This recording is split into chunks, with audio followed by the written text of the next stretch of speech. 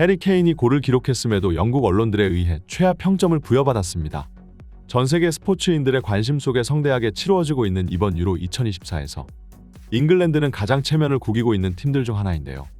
같은 우승 후보로 평가되었던 스페인, 독일, 프랑스가 모두 승승장구하고 있고, 이 중 스페인과 독일은 이미 2연승을 거두며 16강 진출을 확정지었습니다. 그러나 잉글랜드는 조별리그에서부터 고전을 면치 못하고 있는데요. 잉글랜드 또한 이번 덴마크전으로 결국 16강 진출을 확정짓기는 했으나 다른 팀들과는 달리 그 과정과 경기 내용이 아주 형편없어 다음 토너먼트 진출에도 잉글랜드 선수들은 카메라 앞에서 기뻐할 수 없었습니다.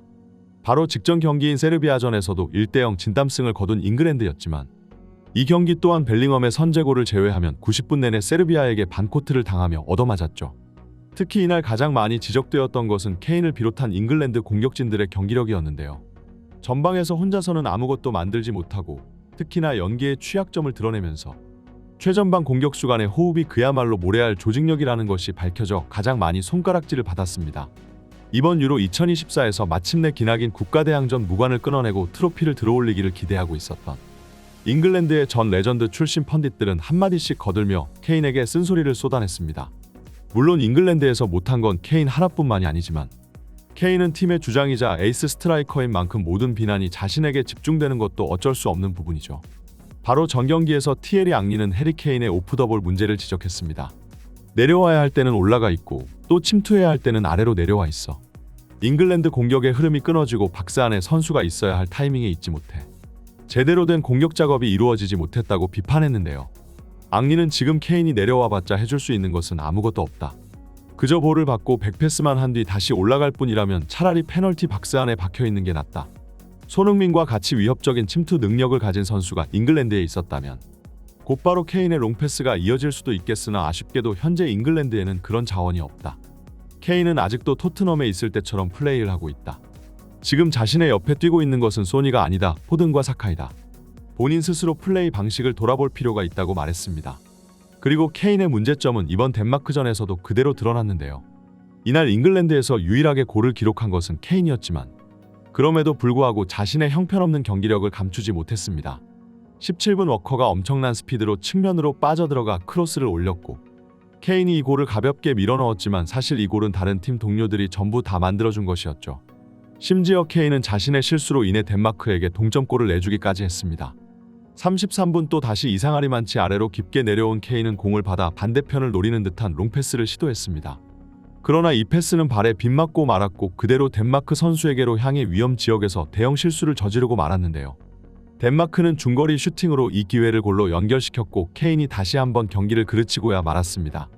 그래도 아직 60분이 넘는 시간이 남았고 잉글랜드가 역전을 할 수 있는 기회도 많았지만 잉글랜드는 여전히 졸전을 선보이며 마지막까지 골을 넣지 못했고 치욕스러운 무승부를 기록하고 말았는데요. 경기가 끝나자마자 잉글랜드 언론과 팬들은 대표팀을 맹렬히 공격하기 시작했습니다. 특히나 이 중에서도 케인은 가장 많이 욕을 얻어먹은 선수였죠. 비록 선제골을 넣긴 했으나 동점골이 케인의 실수에서 비롯되었고 동점골의 빌미가 된 실책보다 더 문제였던 것은 경기 내내 잠수를 탄 경기력 때문이었는데요. 팬들은 유로라는 큰 대회가 시작되자 케인의 새가슴 기질이 다시 한번 발동되었다고 말했습니다. 그리고 잉글랜드의 전설적인 스트라이커 웨인 루니 또한 케인의 움직임을 지적했는데요. 케인은 자신이 위아래로 폭넓게 움직이며 자신이 팀에 기여하고 있다는 착각을 하는 중이다. 하지만 의도를 알 수 없는 행동과 움직임은 오히려 팀에 민폐만 끼칠 뿐이다. 케인은 지난 경기부터 계속해서 박스 안침투가 한 박자 늦고 있다. 그가 조금만 더 앞으로 전진했더라면 적절한 타이밍에 포든과 사카의 크로스가 올라갔을 것이다. 또한 계속해서 아래로 내려와서 공을 받으려는 움직임을 보이고 있는데 양쪽 윙포워드인 사카와 포든이 최전방까지 높게 올라가 있지 않는 이상 케인의 이 움직임은 잉글랜드의 전체적인 대형을 스스로 내려버리는 행위나 다름이 없다. 그리고 덴마크전에서의 나온 동점골도 케인의 움직임에서 비롯된 실수였다. 도대체 케인이 왜 우리 진영까지 내려와 있는 것인가? 심지어 스로인 상황인데 말이다. 케인은 공을 자주 잡아야 한다는 강한 집착을 보이고 있는 듯하다. 그의 탐욕은 계속해서 잉글랜드의 조직력을 와해시키고 있다. 루니는 케인의 탐욕스러운 포지셔닝으로 인해 잉글랜드의 전체적인 대형이 망가지고 있다고 지적했습니다. 또한 그는 케인의 연계 능력에 대해서도 의문을 표했습니다. 원래 연계형 스트라이커 하면 팬들은 케인을 떠올릴 정도로 케인의 포스트 플레이와 패스 능력은 많은 각광을 받았었지만 미넨으로 와서는 그런 플레이가 현저히 줄어들고 이제 대표팀에서도 여전히 문제점을 드러내고 있다는 것이죠. 케인이 아래로 내려와 주는 것은 예전과 다를 바 없으나 정작 그 이후에는 다시 백패스를 건네줄 뿐 예전과 같은 날카로운 패스가 들어가지 못하고 있다는 분석입니다. 많은 전문가들은 케인이 아직도 토트넘 시절의 행동 양식에서 벗어나지 못하고 있다고 얘기하는 중입니다. 토트넘에 있을 때는 아래로 내려왔을 때 곧바로 날카롭게 전방으로 달려가는 손흥민이라는 공격수 파트너가 존재했습니다. 침투 타이밍이 늦지도 않고 너무 빠르지도 않아 정확하게 오프사이드 라인을 뚫고 들어가 케인은 곧바로 반대편을 바라본 뒤 롱패스를 연결해주기만 하면 정확히 손흥민 선수의 발 앞에 연결되는 것이었죠.